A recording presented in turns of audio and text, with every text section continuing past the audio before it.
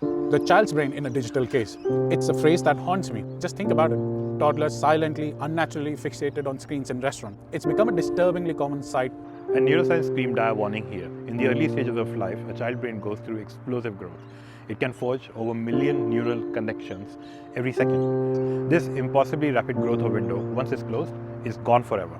Given all that, have you ever wondered why we can't put these devices down? I can tell you it's not just the captivating content, it's the very design of these systems.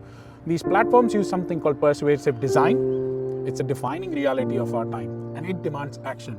Not fear, because fear paralyzes. Not rejection, because that's impossible.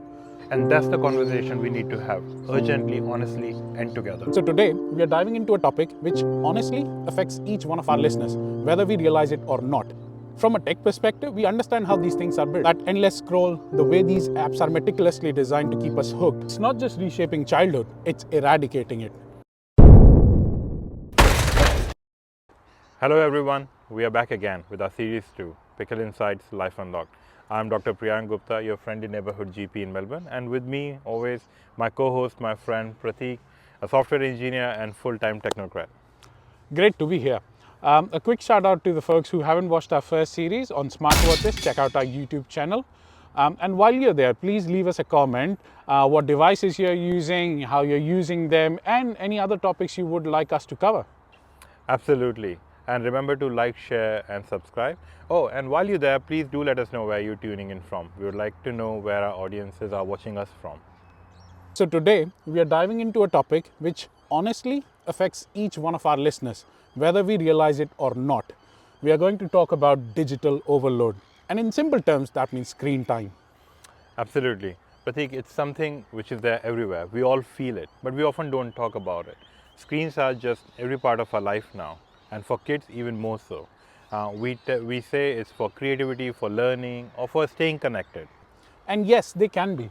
But aren't we seeing something very sinister unfold? A quiet crisis of addiction, shattered attention, and emotional distance, especially amongst our young ones. From a tech perspective, we understand how these things are built. Think about it.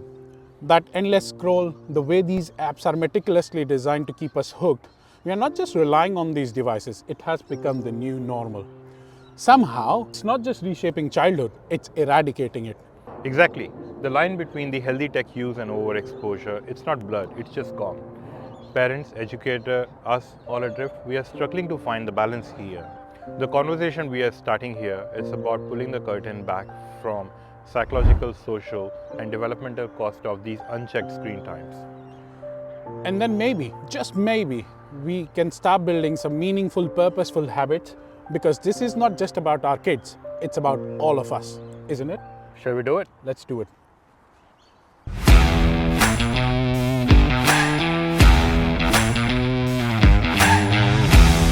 So Prateek, now that we agree we have a silent epidemic at our hands, the urgency of why now is palpable.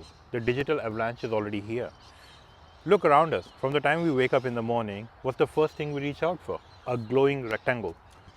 Our phones, our tablets, our smartwatches, these are not just tools anymore. They are digital companions, our teachers, sometimes even default babysitters.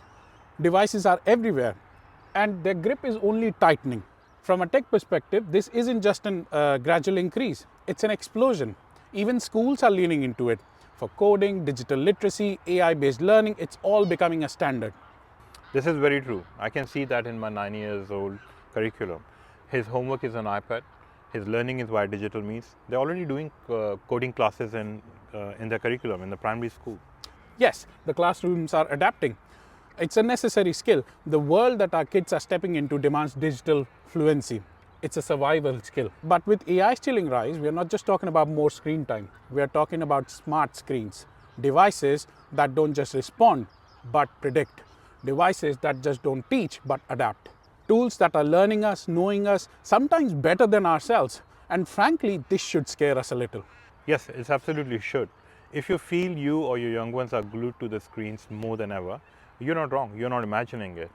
Something fundamentally changed, frankly disturbing. Remember COVID, the pandemic, it changed everything. Indeed it did. During lockdown, a screen just didn't facilitate our lives. There were our schools, there were our offices, there were our clinics, and the social behavior changed. It was fast, it was global, and utterly unplanned. Some studies are noticing stark surge in children's screen time since the pandemic, with a direct fallout on their behavioral and mental health. Exactly. When the kids lost access to the real world interaction, their online world exploded. And the consequences of that are still unfolding. And that's directly reflected in the general practice. In Australia, GPs are reporting unprecedented increase in consultations involving young children struggling with their mental and noticeably poor social skills since the pandemic began. Absolutely. And sometimes parents refer to their kids as COVID babies, which directly links to their lack of social development during those lockdown years. And the recent study in Monash University highlighted that many students had to regain basic social skills after returning to in-person schooling. This brings us to a very critical issue: the relationship between screen time and social emotional challenges. A recent study in University of Queensland highlighted some really grave concerns. Absolutely. They studied 290,000 children worldwide. They collected the data and found that the increased screen time directly affected their socio-emotional problems. And here's the kicker. These very problems can then drive back to the screen as the coping mechanism, creating a very difficult loop. This study directly related increased screen times to heightened anxiety and poor attention amongst those children. And us adults, we weren't spared either. Our workplaces moved into our homes, Zoom calls replaced all the real conversation, social interaction was reduced to sterile calendar events.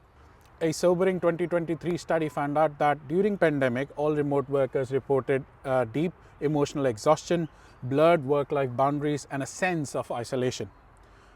What started as a desperate mechanism to cope insidiously became the new normal. And now that dust begins to settle, we are left with a haunting question. What comes next as our sense of humanity seems to erode? Nowhere does this question seem more urgent than when we begin to consider the future of our children.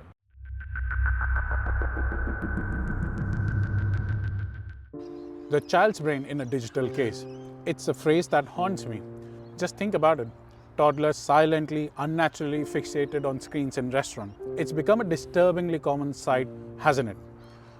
For many young parents, thrusting a tablet into tiny hands offers the most desperate and the quickest way to buy a moments of peace during a family outing. And we are not spared from it. But what profound, perhaps irreversible damage are we inflicting on our tiny young ones' minds?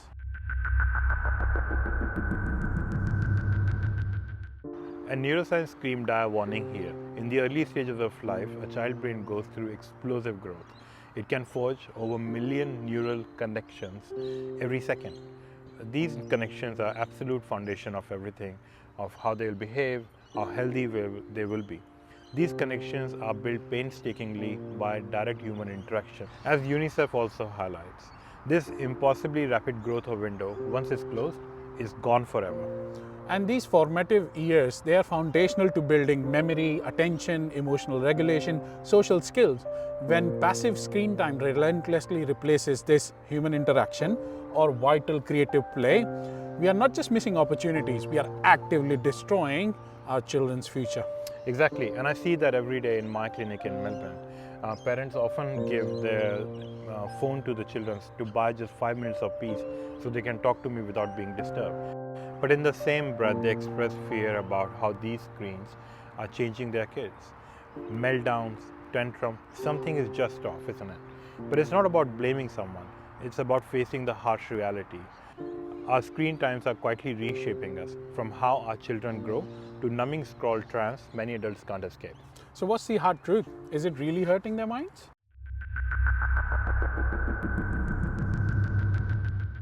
The evidence is chilling, Prateek. A landmark study published in Lancet shares a disturbing reality. Among thousands of children aged 8 to 11 years, only tiny 5% met the healthy movement guidelines, which is enough sleep, limited recreational screen time less than 2 hours, and physical activity. And as a father, I can admit, we have to work actively on daily basis to achieve this. And here's the kicker, just physical activity alone doesn't cut it. Study shows that kids who do not follow both sleep and screen time recommendation show significantly poor cognitive capabilities. Precisely, and it gets grimmer. The Quebec longitudinal study of child development painted even more sinister picture. The early screen exposure invariably linked to long-term detrimental effect of child cognitive and academic performance. For example, just one extra hour of TV at the age of 2 directly relates to poor school participation and even worse math scores by grade 4. Studies consistently link screen time and media multitasking to poor academic performance, especially in vital subjects like maths and English. A huge worry is this screen time is pushing out essential adult-child interaction to less and less, which is very essential to language development. Even when the content is good, too much or poorly managed screen times in those precious early years of life can permanently distort language, attention, and cognitive skills. We will talk more about this in our coming episodes. Given all that, have you ever wondered why we can't put these devices down? I can tell you it's not just the captivating content, it's the very design of these systems. These platforms use something called persuasive design, a chilling term for how apps and devices are built using psychological tricks to grab and keep our attention. Infinite scroll, unpredictable rewards, and social validation. These are not just clever features. These are psychological weapons engineered to hijack the dopamine pathways that force unbreakable habitual use, especially in kids whose impulse control hasn't fully developed yet. That's truly unsettling, Prateek. That brings to the ultimate question, evolution or dystopia? We are at crossroads, aren't we? Is this the inevitable evolution, the next grim chapter of human progress? Or we are blindly sprinting headlong towards the terrifying dystopia, where our attention spans are severed beyond repair, our emotional connect is gone, and the creativity is outsourced to the cold logic of algorithms. This isn't just a question, it's a defining reality of our time, and it demands action. Not fear, because fear paralyzes, not rejection, because that's impossible, but unflinching responsibility, a profound understanding of how we are being used by the technology, even when we believe we are using it. The massive rise in screen time either could push humanity forward or can completely destroy our attention, focus, or mental health. This isn't about spreading fear, it's about asking the real question. Because the question is no longer, should we use the screen? The question is, how can we work well with them? And that's the conversation we need to have, urgently, honestly, and together.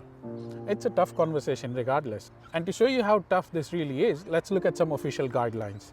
Even the childcare centers in Australia and US have screen times included in their curriculum for toddlers as well. This really shows how screens are deeply rooted into our educational systems. But let's be honest, these rules are often ignored, if not bent. But the big question isn't how much time we are spending, right? It's actually what's happening when we are glued to these screens. The unseen cost to our children's developing brains could be devastating. And that's exactly what we're going to dig into our second episodes. It really feels out of control. It feels like our brain is being reshaped by this digital world. We'll break down the science, the unsettling truth about the impact of these devices on our life, how we grow, and the very heart of our family. Join us in our next episode, The Unseen Wounds. And let's keep the conversation going. Check out the show notes for all the references that we quoted in this episode. And please like, share, subscribe to PickleInsights. Follow us on our social media. You can just search for PickleInsights. Share your stories with us. See you next time. See you next time.